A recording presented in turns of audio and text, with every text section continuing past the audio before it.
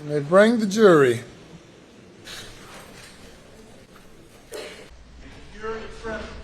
Thank you. You may call your next witness. The state calls Katie McAllister. Raise your right hand, left hand on the Bible. Do you affirm your testimony about the judge's court and this trial shall be the so help you God? I do. And take a seat in the witness stand. State your name again for the record. Spell your last name.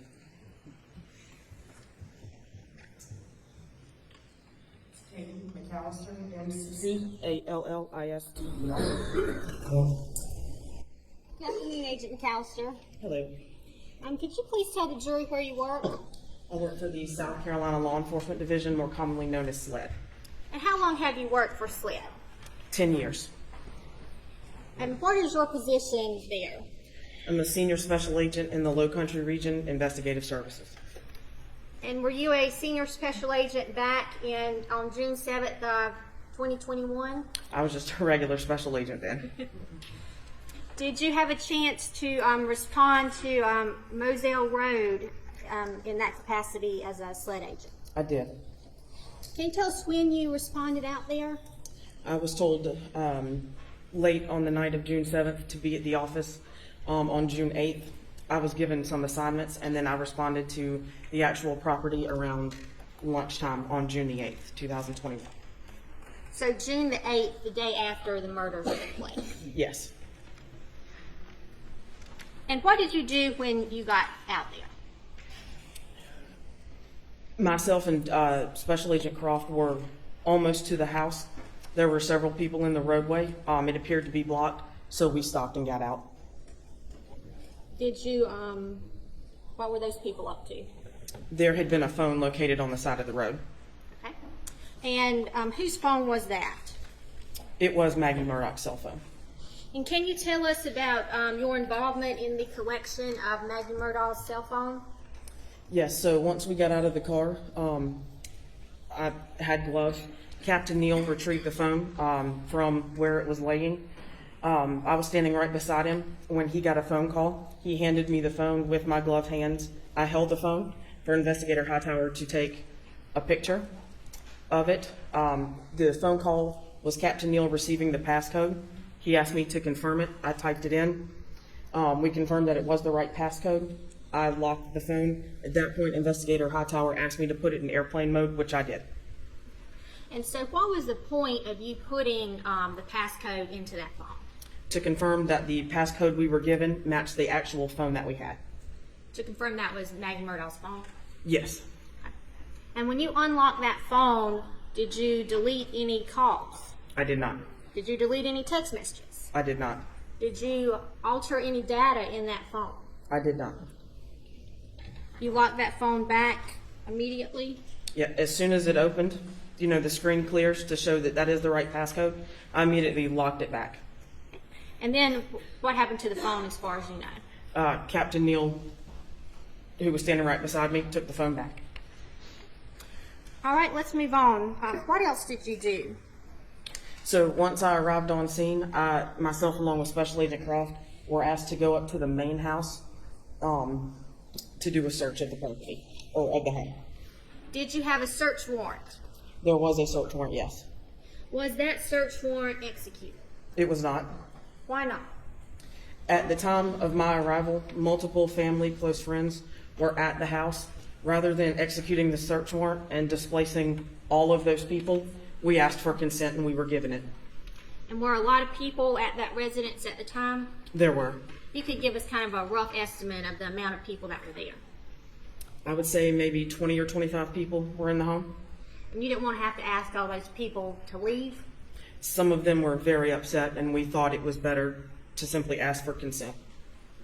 Tell us what you found in the search of the house. So upon consent, I walked through the residence. I was looking for weapons and ammunition and observant to anything else that may have been of value. I found nothing, and once I came back downstairs to the gun room, Agent Croft had located several items of interest, some weapons and some ammunition. He and I collected those. I completed a property receipt. Let's go back to your search a little bit. When you walked through the house, were you alone? I was not. Who was with you?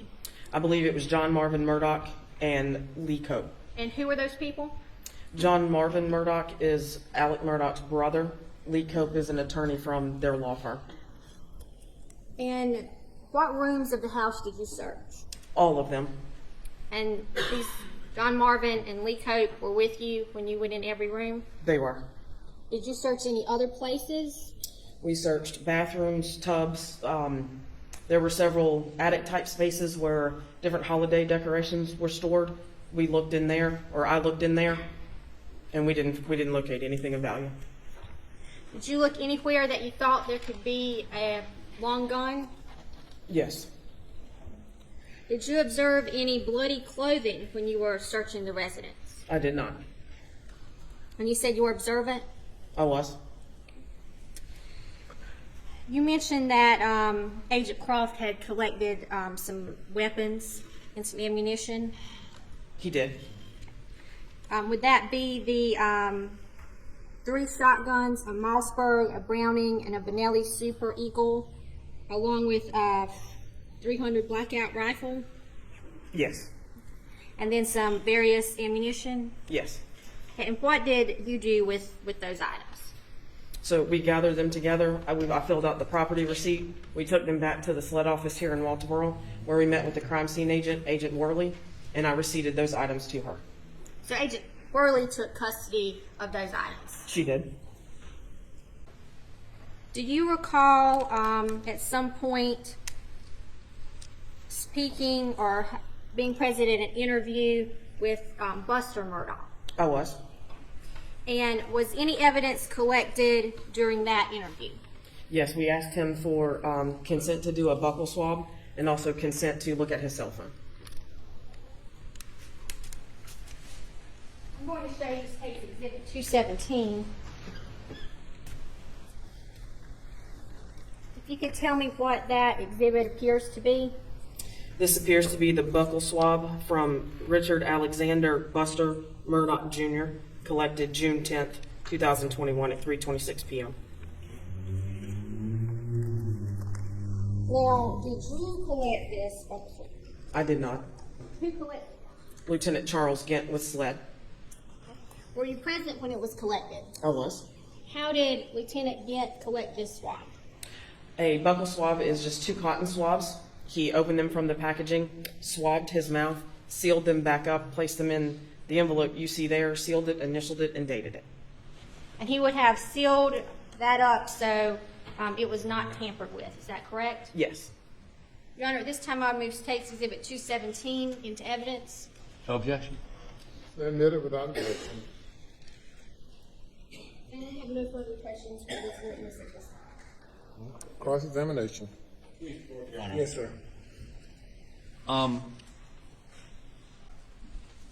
You were present when the phone, Maggie's phone, was recovered, correct? Yes, sir, I was. Matter of fact, when we look at one of these pictures, it's a rubber glove, that's your hand, correct? Yes, sir, it is. And are you aware when you got that call with the passcode that had been gotten by John Marvin? Was John Marvin down there with you when you found the phone? I don't recall seeing him there, no, sir.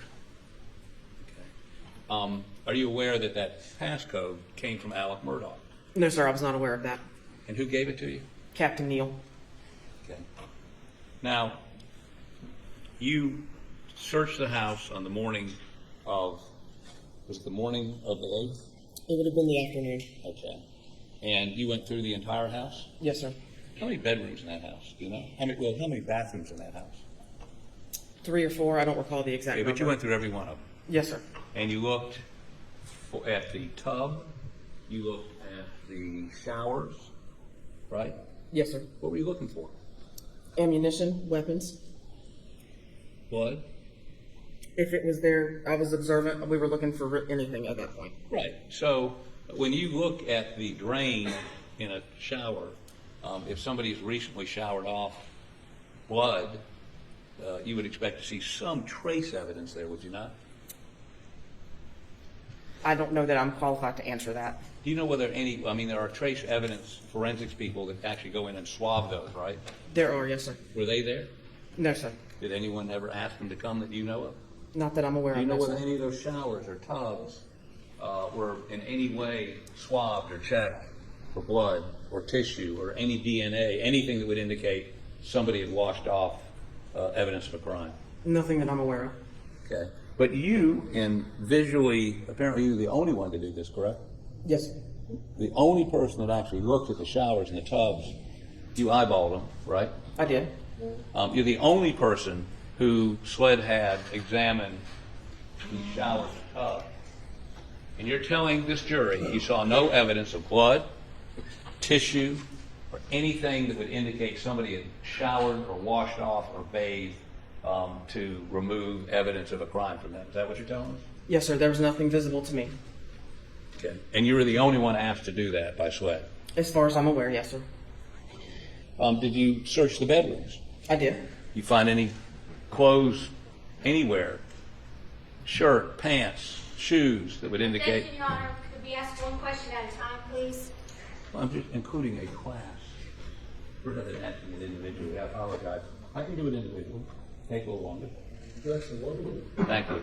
Any clothes, shoes, any evidence of clothing that would have blood on it or indicate it had blood on it or tissue, anything that you saw in any of the bedrooms. How many bedrooms? Several. Several. You looked at all of them? Yes, sir. I did. Looked under the bed? I did. In the closet? I did. See any evidence of any clothes that had been involved in any sort of altercation that had left blood or tissue or brains? See anything like that in any one of those rooms? No, sir. I didn't find anything like that. Go seek the court's indulgence.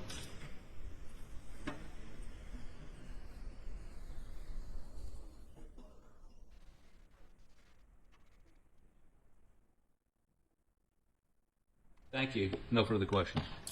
And then redirect. Take, Your Honor. Thank you. You can step down.